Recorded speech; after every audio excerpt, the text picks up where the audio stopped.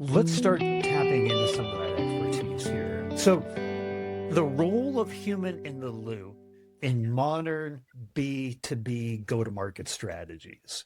We hear a lot about AI and human in the loop and what that means, but what does this mean to you? What is the Yeah, importance of the role of human in the loop in our overall marketing strategy, what we're trying to do?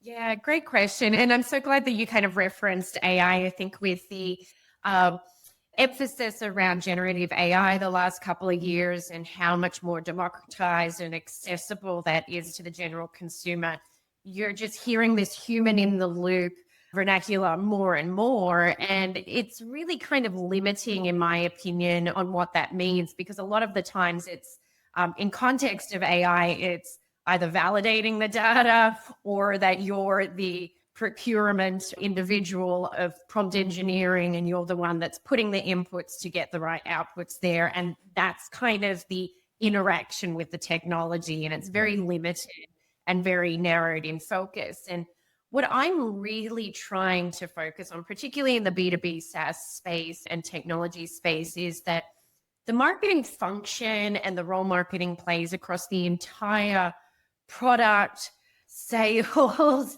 Yeah. delivery, marketing, implementation journey is that there's human touch points along the entire Yeah. way there. And when you think about research and development, this isn't just a technology function that sits with product. There's a human in the loop. When we think about messaging and branding, it isn't just a marketer sitting siloed at their desk copywriting. We have to bring this to market. We need market validation, market testing. We have the opportunity for focus groups, even all the way through to kind of brand activation, if you will. How are we creating advocates for our brand, either internally within our employees or the clients that we're trying to serve? Human in the loop. And so, as we think about the expansive nature of the marketing functions now, which is very technology forward data, and that's a good thing. And CMOs of today and for the future need to be technologists to be very good at their job.